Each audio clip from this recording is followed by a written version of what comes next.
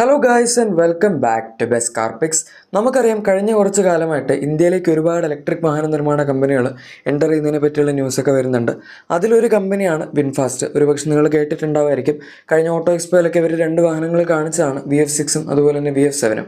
ഈ രണ്ട് വാഹനങ്ങൾ തന്നെയായിരിക്കും ആദ്യം വരുന്നത്. എനിവേ നമ്മളിപ്പം തൽക്കാലത്തേക്ക് ഈ രണ്ട് വാഹനങ്ങളെ പറ്റിയല്ല ഡിസ്കസ് ചെയ്യുന്നത്. ആദ്യം തന്നെ ഇവരുടെ ഇന്ത്യയിലുള്ള പ്ലാൻസിനെ പറ്റിയും അതുപോലെ ഇവരുടെ പ്രൊഡക്ഷൻ പ്ലാൻ എപ്പോഴാണ് സെറ്റപ്പ് ചെയ്യാൻ പോകുന്നത്, അതിൻ്റെ പ്രൊഡക്ഷൻ എപ്പോഴാണ് തുടങ്ങാൻ പോകുന്നത്, അങ്ങനത്തെ കാര്യങ്ങളൊക്കെയാണ് നമ്മൾ ആദ്യം തന്നെ നോക്കാൻ പോകുന്നത്. സോ ഇന്ത്യയിൽ ഇവർ തമിഴ്നാട്ടിൽ തൂത്തുക്കുടിയിലാണ് ഒരു പ്ലാന്റ് ഡെവലപ്പ് ചെയ്തുകൊണ്ടിരുന്നത്. അതിൻ്റെ പരിപാടികളൊക്കെ ഏകദേശം കഴിഞ്ഞിട്ടുണ്ട്. നമ്മുടെ ഈ വരുന്ന 2025 ജൂൺ മുതൽ അത് ഫംഗ്ഷനിലാവും എന്നാണ് പറയുന്നത്. അതുപോലെ തന്നെ ഇവർ നമ്മുടെ ഇന്തോനേഷ്യയിലും ഒരു പ്ലാന്റ് സെറ്റപ്പ് ചെയ്തിട്ടുണ്ട്. അതും ഒക്ടോബർ 2025 റൺ ചെയ്യാൻ തുടങ്ങും എന്നും പറഞ്ഞിട്ടുണ്ട്. ബേസിക്കലി സംഭവം എന്താണെന്ന് വെച്ചാൽ നമ്മുടെ ഇപ്പോൾ നോർത്ത് അമേരിക്കൻ മാർക്കറ്റ്സിലൊക്കെ ഇവർ അത്യാവശ്യം ഇൻവെസ്റ്റ്മെൻറ്റ്സിന് വേണ്ടി പ്ലാൻ ചെയ്തുകൊണ്ടിരുന്നതായിരുന്നു. ഏകദേശം 34,000 കോടി രൂപയുടെ അടുത്തുള്ള ഇൻവെസ്റ്റ്മെൻറ്റാണ് അവരവിടെ പ്ലാൻ ചെയ്തുകൊണ്ടിരുന്നത്. പക്ഷേ അതിൻ്റെ ഇടയ്ക്കാണ് അവിടുത്തെ കംപ്ലീറ്റ് പോളിസിയും സംഭവങ്ങളൊക്കെ മാറി പിന്നെ ട്രേഡ് അങ്ങനത്തെ പ്രശ്നങ്ങളൊക്കെ വന്നു തുടങ്ങിയത്. ആ ഒരു സമയത്ത് അവർ ഷിഫ്റ്റ് അവിടുന്ന്, അതായത് നോർത്ത് അമേരിക്കൻ മാർക്കറ്റ്സിൽ നിന്ന് UK തുടങ്ങിയ സ്ഥലങ്ങളിൽ നിന്നൊക്കെ മാറ്റിയിട്ട് നമ്മുടെ ഈ ഒരു സൗത്ത് അല്ലെങ്കിൽ ഈ ഒരു ഏഷ്യൻ കൺട്രീസിലോട്ടൊക്കെ വന്നു തുടങ്ങി. അതിൻ്റെ ഭാഗമായിട്ടാണ് ഇന്ത്യ, ഇന്തോനേഷ്യ, ഫിലിപ്പീൻസ് തുടങ്ങിയ സ്ഥലത്തൊക്കെ ഇവരുടെ പ്ലാന്റ് ഡെവലപ്പ് ചെയ്യുന്ന അവർ കുറച്ചും കൂടെ സ്ട്രോങ് ആക്കിയതും അതുപോലെ അതിനു വേണ്ടിയുള്ള ഇൻവെസ്റ്റ്മെൻറ്റ്സ് കുറച്ചും കൂടെ കൂട്ടിയതും. അങ്ങനെയാണ് നമുക്കിപ്പോൾ ഇന്ത്യയിൽ പെട്ടെന്ന് തന്നെ ഇവരുടെ പ്ലാന്റൊക്കെ ഓപ്പറേഷനായിട്ട് കാണാൻ പറ്റുന്നത്. ഈ പ്ലാന്റ് എന്ന് പറയുമ്പം ഇതൊരു 1.5 ലാക്ക് വരെ വണ്ടികൾ ഒരു വർഷം ആനുവലി പ്രൊഡ്യൂസ് ചെയ്യാൻ പറ്റുന്ന കപ്പാസിറ്റി ഉള്ള പ്ലാന്റാണ്. ഇന്തോനേഷ്യയിൽ ഏകദേശം സിമിലർ ആയിട്ടുള്ളൊരു പരിപാടിയാണ് തുടങ്ങുന്നത്. അവിടെ 2 ലക്ഷം വണ്ടികളാണ് ഒരു വർഷത്തെ ആനുവൽ കപ്പാസിറ്റി വരുന്നത്. അതുപോലെ തന്നെ ഇന്ത്യയിലും അവർ അത്ര ഇൻവെസ്റ്റ്മെൻറ്റ് കുറച്ചിട്ടൊന്നുമില്ല. US ഇപ്പം 34,000 കോടി എന്ന് പറഞ്ഞാൽ ഇന്ത്യയിൽ ടോട്ടൽ അവർ ഇൻവെസ്റ്റ് ചെയ്യാൻ ഉദ്ദേശിക്കുന്ന 17,000 കോടി രൂപയാണ്. അതിലേകദേശം 4,700 കോടി രൂപയോളം ഈ വരുന്ന അടുത്ത 5 വർഷത്തിനുള്ളിൽ അവർ ഇൻവെസ്റ്റ് ചെയ്യും എന്നും പറഞ്ഞിട്ടുണ്ട്. സോ അതൊക്കെ വളരെ നല്ല കാര്യങ്ങൾ തന്നെയാണ്. അവരിപ്പോൾ ഇറക്കാൻ പോകുന്ന വണ്ടികൾ വെച്ച് നോക്കാനാണെങ്കിലും അത് നല്ല കാര്യമായിട്ട് തന്നെ നമുക്ക് പറയാം. ഇനി വിൻഫാസ്റ്റ് എന്ന് പറഞ്ഞ കമ്പനിയെ പറ്റി ചിലപ്പോൾ ഒരുപാട് പേർക്ക് അറിയില്ലായിരിക്കും. നമുക്ക് ആദ്യം നോക്കാം, അതിനുശേഷം പിന്നെ അവരിവിടെ ഇന്ത്യയിൽ ഇറക്കാൻ പോകുന്ന മോഡൽസ് ഏതൊക്കെയാണെന്നും കൂടെ നോക്കാം. വിൻഫാസ്റ്റ് എന്ന് പറയുമ്പം വിൻ ഗ്രൂപ്പ് എന്ന് പറഞ്ഞ വിയറ്റ്നാമിലുള്ള ഒരു മേജർ കോൺഗ്ലോമറേറ്റ് ഉണ്ട്. അതായത് ഇവിടെ ഇപ്പോൾ ടാറ്റ ഗ്രൂപ്പ് എന്നൊക്കെ പറയില്ല, അതുപോലെ അവിടെ ഒരു വളരെ വലിയ ഒരു ജയൻറ്റ് കോൺഗ്ലോമറേറ്റ് ആണ്, അല്ലെങ്കിൽ ഒരു ബിസിനസ് ടൈക്കോൺ ആണെന്ന് വേണമെങ്കിൽ പറയാം വിൻ ഗ്രൂപ്പ്. അതിൻ്റെ ഒരു സബ്സിഡിയിൽ വരുന്ന ഓട്ടോമോട്ടീവ് ബ്രാൻഡാണ് വിൻഫാസ്റ്റ് എന്ന് പറഞ്ഞൊരു കമ്പനി.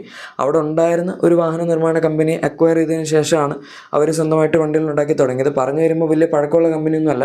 2017 വിൻഫാസ്റ്റ് എന്ന് പറഞ്ഞ ഓട്ടോമൊബൈൽ കമ്പനി അവർ ഫോം ചെയ്യുന്നത്. അതിനുശേഷം 2018 വണ്ടികൾ പാരീസ് ഓട്ടോ ഷോയിൽ കാണിച്ചു. 2019 ആയപ്പോഴേക്കും പല മാർക്കറ്റുകളിലും ഒരു വണ്ടികൾ ലോഞ്ച് ചെയ്ത് തുടങ്ങി. ആൻഡ് 2022 വരെ അവർ ഇൻറ്റേർണൽ കമ്പഷൻ എഞ്ചിനും ഇലക്ട്രിക്കും അങ്ങനെ എല്ലാം കൂടെയൊക്കെയാണ് വിറ്റുകൊണ്ടിരുന്നത്. 22 ആയപ്പോഴേക്കും അവർ ഐസ് വണ്ടികൾ കംപ്ലീറ്റ് ആയിട്ട് ഒഴിവാക്കി, എന്നിട്ട് ഇലക്ട്രിക് വണ്ടികളിലേക്ക് മാത്രമായി. ഇപ്പോഴും അവർ ഇലക്ട്രിക് വണ്ടികൾ മാത്രമാണ് കണ്ടിന്യൂ ചെയ്യുന്നത്.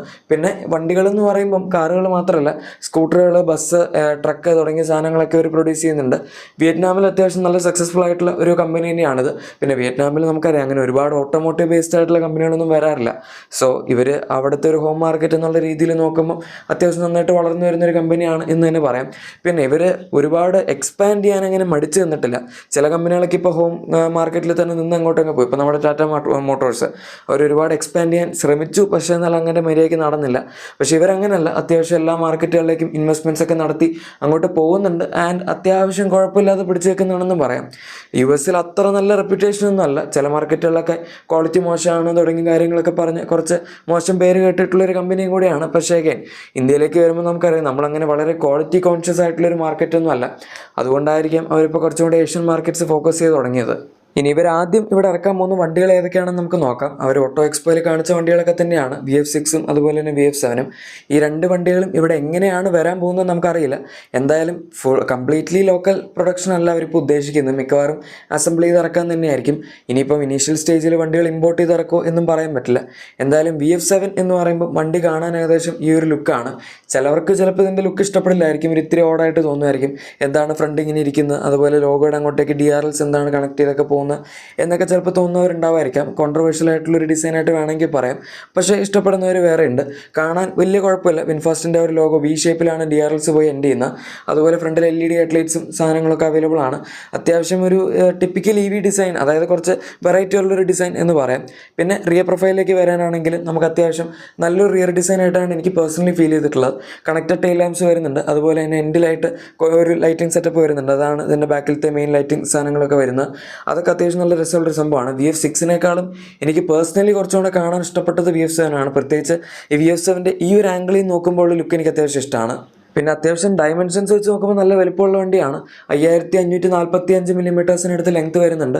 അതുപോലെ 1890 മില്ലിമീറ്റേഴ്സ് വിട്ടും വരുന്നുണ്ട്. സോ ഏകദേശം നമ്മുടെ ഹാരിയറിൻ്റെ അത്രയൊക്കെ തന്നെ വലിപ്പമുണ്ടെന്ന് പറയും. ഈവൻ ഇൻറ്റീരിയറിലാണെങ്കിൽ പോലും അത്യാവശ്യം ഫീച്ചേഴ്സൊക്കെ ഉണ്ട്. നോട്ടബിളി ഇതിൻ്റെ അകത്ത് നമുക്ക് ഇൻസ്ട്രുമെൻറ്റ് ക്ലസ്റ്റർ എന്ന് പറഞ്ഞൊരു സാധനം വരുന്നില്ല. അതിന് വരും ഇൻഫോടൈം സിസ്റ്റം മാത്രമേ ഉള്ളൂ. അത് നല്ല വലിപ്പമുള്ളതാണ്. 15 ഇഞ്ച് ഇൻഫോടൈം സിസ്റ്റമാണ് കൊടുത്തിരിക്കുന്നത്. പിന്നെ അതിന് പുറമെ ഇൻസ്ട്രുമെൻറ്റ് ക്ലസ്റ്റർ ഇല്ലാത്തത് കൊണ്ട് തന്നെ ഹെഡ് അപ്പ് ഡിസ്പ്ലേ ഒക്കെ ഉണ്ട്. അതിന് അത്യാവശ്യം സൈസ് ഉണ്ട്. പിന്നെ level 2 ADAS, panoramic glass roof, auto AC, wireless charger, അതുപോലെ നമ്മുടെ AC തൊട്ട് താഴെ കാണുന്നതാണ് ഇതിന് ഡ്രൈവ് മോഡ് സെലക്ട് സാധനങ്ങളൊക്കെ വരുന്നത്. അങ്ങനെ കുറേ കാര്യങ്ങളൊക്കെ കൊടുത്തിട്ടുണ്ട്. പിന്നെ അതിന് പുറമെ ഇലക്ട്രോണിക് പാർക്കിംഗ് ബ്രേക്ക് എന്ന് പറയേണ്ട 8 എയർ ബാഗ്സ് തുടങ്ങിയ ഫീച്ചേഴ്സ് എല്ലാം ഇതിനകത്ത് അവൈലബിൾ ആണ്. പിന്നെ ക്യാബിനൊക്കെ നമുക്ക് നോക്കാം. പൊതുവേ US ക്വാളിറ്റി ഇല്ലാന്ന് കുറ്റം പറയുമെങ്കിലും ഇതൊക്കെ കാണുമ്പോൾ നമുക്ക് അത്യാവശ്യം നല്ലൊരു പ്രീമിയം ഫിനിഷിംഗ് ക്വാളിറ്റിയൊക്കെ തോന്നും. അത് നമുക്ക് ഇന്ത്യയിൽ കിട്ടുന്ന വാഹനങ്ങളുടെ കുഴപ്പമായിരിക്കാം മേ ബി. എനിവേ ഇത് കണ്ടപ്പോൾ എനിക്ക് അത്യാവശ്യം നന്നായിട്ട് തോന്നി. ഇവർ ഏത് പ്രൈസ് പോയിന്റിലാണ് ഇറക്കുന്നത് എന്നുള്ളത് അനുസരിച്ച് ഡിപ്പെൻഡ് ചെയ്തിരിക്കും. കാരണം ഇപ്പം മഹീന്ദ്രയുടെ XUV9 B6 ഒക്കെ ഉള്ള സ്ഥിതിക്ക് അത് വെച്ചായിരിക്കും കൂടുതൽ ആൾക്കാർ ആദ്യം കമ്പയർ ചെയ്യുന്നത്.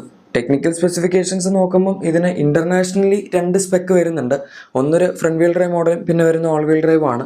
75.3 kWh ബാറ്ററി പാക്കാണ് രണ്ടിലും ഉപയോഗിച്ചിരിക്കുന്നത്. ഫ്രണ്ട് വീൽ ഡ്രൈവ് മോഡലാണ് എടുക്കുന്നതെങ്കിൽ അതിൻ്റെ അകത്ത് 204 PS പവറും 310 Nm ടോർക്കുമാണ് കിട്ടുന്നത്. ക്ലെയിംഡ് റേഞ്ച് ഏകദേശം 450 km ആണ്. ഇനി അതല്ല ഓൾ വീൽ ഡ്രൈവ് ആണ് എടുക്കുന്നതെങ്കിൽ 354 PS പവറും അതുപോലെ 500 Nm ടോർക്കും വരുന്ന ഒരു ഡ്യുവൽ മോട്ടോർ സെറ്റപ്പ് കിട്ടുന്നുണ്ട്. അതിൻ്റെ ക്ലെയിംഡ് റേഞ്ച് ഏകദേശം 410 km അടുത്താണ്. ഇതൊക്കെ നമുക്ക് ഏകദേശം റിയൽ ലൈഫിൽ കിട്ടുന്ന റേഞ്ചാണ് കേട്ടോ, അല്ലാണ്ട് ചുമ്മാ പറയുന്നതല്ല. 75.3 എന്ന് പറയുമ്പോൾ അത്യാവശ്യം സൈസ് ഉണ്ട്. പ്രിഫറൻസിന് വേണ്ടി പറയാനാണെങ്കിൽ നമ്മുടെ ഇനി വരാൻ പോകുന്ന ഹാരിയർ EV ഏകദേശം ഈ ഒരു സൈസ് ആയിരിക്കും. അതുപോലെ XUV9 B6 79 kWh ബാറ്ററി പാക്കാണ്. എനിവേ ഇന്ത്യയിൽ ഏതൊക്കെയാണെന്ന് അവർ ഇതുവരെ കൺഫേം ചെയ്തിട്ടില്ല. ഇതാണ് VF7 കേസ്. ഇനിയിപ്പോൾ VF6 വരാനാണെങ്കിൽ ഇതിൻ്റെ ഡിസൈൻ ഏകദേശം ഇതുപോലെ ഇരിക്കും. രണ്ടും ഏകദേശം സിമിലർ ആണ് കാണാനൊക്കെ. ഫ്രണ്ട് ഡിസൈനൊക്കെ നിങ്ങൾക്ക് വളരെ സെയിം ആയിട്ട് തോന്നും, പ്രത്യേകിച്ച് DRLസിൻ്റെ പാറ്റേണൊക്കെ. താഴത്തോട്ട് വരുമ്പം നമ്മുടെ മെയിൻ ഹെഡ്ലൈറ്റ്സിൻ്റെ ഡിസൈനിൽ കുറച്ചൊക്കെ വ്യത്യാസമുണ്ട്. ഇത് കുറച്ചുകൂടെ കോമ്പാക്റ്റ് ആയിട്ടിരിക്കുന്നുണ്ട്. അതിപ്പോൾ കണ്ടാലും നമുക്ക് ഫീൽ ചെയ്യുമല്ലോ, കുറച്ചുകൂടെ കോമ്പാക്റ്റ് ആയിട്ടുള്ള ഡയമെൻഷൻസ്. എന്തായാലും ഫ്രണ്ട് ഡിസൈനിൽ ഏതാണ് നിങ്ങൾക്ക് ഇഷ്ടം എന്ന് തീർച്ചയായും താഴെ കമൻസിൽ പറഞ്ഞേക്കാം. പിന്നെ സൈഡ് പ്രൊഫൈലും അതുപോലെ റിയറൊക്കെ നോക്കാനാണെങ്കിലും എഗെയിൻ എനിക്ക് പേഴ്സണലി കുറച്ചും കൂടെ VF7 ഡിസൈനാണ് ഇഷ്ടപ്പെട്ടത്. ഈ ഒരു ആംഗിളിൽ നോക്കുമ്പോൾ VF7 ഒരു പ്രത്യേക ലുക്ക് ഉണ്ടായിരുന്നു. ഇതിന് പക്ഷേ ചിലപ്പോൾ ചെറുതായതുകൊണ്ടായിരിക്കാം. ബൈ ദ വേ ഇതിൻ്റെ ഡയമെൻഷൻസ് വരുന്ന 4238 mm ലെങ്ത്തും അതുപോലെ 1820 mm വിട്ടുമാണ്. സോ നമ്മുടെ B6 അതുപോലെ കർവ് EV ഇതിനേക്കാളൊക്കെ കുറച്ചുകൂടി ചെറിയ വണ്ടിയാണ്. ക്രെറ്റ ഇലക്ട്രിക് ഒക്കെ വെച്ച് കമ്പയർ ചെയ്യാനാണെങ്കിലും കുറച്ചുകൂടി ചെറിയ വണ്ടിയാണിത്. 17 ഇഞ്ച് അലോയ് വീൽസാണ് അവർ കൊടുത്തിരിക്കുന്നത്. വണ്ടി കാണുമ്പോഴും നമുക്ക് ആ ഒരു ഡയമെൻഷൻസ് കുറവായതിൻ്റേതായിട്ടുള്ള പ്രശ്നങ്ങൾ ഫീൽ ചെയ്യും. പിന്നെ ഇൻറ്റീരിയറിലോട്ട് വരാനാണെങ്കിലും ഓൾമോസ്റ്റ് സിമിലർ ആയിട്ടുള്ളൊരു ക്യാബിനാണ് നമ്മൾ VF7 VF6 നമ്മൾ കമ്പയർ ചെയ്യുമ്പോഴൊക്കെ കിട്ടുന്നത്. സ്റ്റിയറിംഗ് വീലിലെ ഡിസൈൻ സെയിം ആണ്. ഡാഷ്ബോർഡ് ലേഔട്ടും ഓൾമോസ്റ്റ് സെയിം ആണ്. നമ്മുടെ ഡ്രൈവ് മോഡ്സിൻ്റെയൊക്കെ കൺട്രോൾസ് വരുന്ന AC താഴെ തന്നെയാണ്. ഇൻഫോടൈം സിസ്റ്റം ഇതിൻ്റെ അകത്ത് 12.9 ഇഞ്ചാണ് വരുന്നത്, മറ്റേതിനകത്ത് 15 ഇഞ്ചായിരുന്നു. സോ അതൊരു വ്യത്യാസമുണ്ട്. പക്ഷേ ഹെഡ് അപ്പ് ഡിസ്പ്ലേ അങ്ങനത്തെ സാധനങ്ങളൊക്കെ ഇതിൻ്റെ അകത്തും കിട്ടുന്നുണ്ട്. ഫീച്ചേഴ്സൊക്കെ മോർ ഓർ ലെസ് സെയിം എന്നുള്ള രീതിയിൽ തന്നെ നമുക്ക് പറയാം. ഇനി ടെക്നിക്കൽ സ്പെസിഫിക്കേഷൻസിലേക്ക് കിടക്കാനായിരുന്നെങ്കിൽ VF7 75.3 kWh ആയിരുന്നെങ്കിൽ ഇതിനകത്ത് 59.6 kWh ബാറ്ററി പാക്കാണ് കൊടുത്തിരിക്കുന്നത്. ഈ വണ്ടി ഓൾ വീൽ ഡ്രൈവിൽ അവൈലബിൾ അല്ല, ഫ്രണ്ട് വീൽ ഡ്രൈവിൽ മാത്രമേ കിട്ടുന്നുള്ളൂ. അത് തന്നെ ഗ്ലോബലി 2 സ്റ്റേറ്റ് ഓഫ് ട്യൂണിൽ വരുന്നുണ്ട്. ഒന്ന് 177 bhp 250 Nm ടോർക്കാണ്. പിന്നെ വരുന്ന നേരത്തെ മറ്റേ വണ്ടിയിൽ പറഞ്ഞ ബേസ് സ്പെക്കിൻ്റെ ട്യൂൺ, അതായത് 204 PS പവറും 310 Nm ടോർക്കും. ഇതിനകത്ത് ക്ലെയിംഡ് റേഞ്ച് വരുന്ന ആദ്യം പവർ കുറഞ്ഞ മോഡലിന് 399 km, പവർ കൂടിയ മോഡലിന് 389 km WLTP ക്ലെയിം വരുന്നത്. സോ അഗൈൻ അത്യാവശ്യം റിയൽ ലൈഫ് സ്പെക്ക് ആയിരിക്കും എന്ന് നമുക്ക് പറയാം. കാരണം WLTP റേഞ്ചസ് ഏകദേശം നമുക്ക് ക്ലോസ് ടു റിയൽ ലൈഫാണ് കിട്ടാറുള്ളത്. ഇതാണ് വിൻഫാസ്റ്റിൻ്റെ 2 വാഹനങ്ങൾ. നമുക്കിപ്പം ഇവർ ലേറ്റസ്റ്റ് ആയിട്ട് ഇറക്കും എന്ന് പറയാൻ പറ്റുന്ന.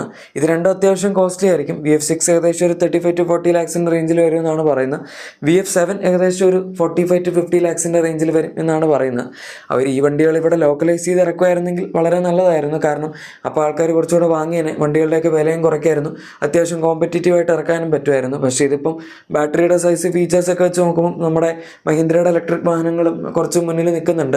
ഇപ്പോൾ ടാറ്റയുടെ സിയറ വരുമ്പം അതും ഇതുമായിട്ടൊക്കെ കമ്പയർ ചെയ്യുമ്പോഴും പ്രൈസ് കുറച്ചും കൂടെ കുറവായിരിക്കും. സോ എന്താവും ഇവരുടെ അവസ്ഥ എന്നുള്ളത് കണ്ടറിയേണ്ടി വരും. ഇതിപ്പം ഇനീഷ്യൽ സ്റ്റേജിൽ വരുന്ന 2 വണ്ടികളെ പറ്റിയാണ് നമ്മൾ പറഞ്ഞത്. അതിനുശേഷം VF E34 എന്ന് പറഞ്ഞൊരു ചെറിയ വണ്ടി വരുന്നതിനെ പറ്റി പറയുന്നുണ്ട്. അതുപോലെ VF3 എന്ന് പറഞ്ഞ കോമ്പാക്റ്റ് വാഹനം അവരുടെ ട്രേഡ് മാർക്കൊക്കെ ചെയ്ത് വെച്ചിട്ടുണ്ട്.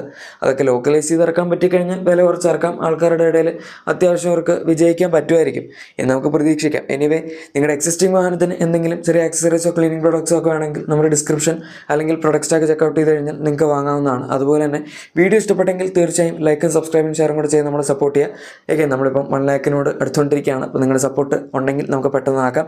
Thank you for watching my video and good bye.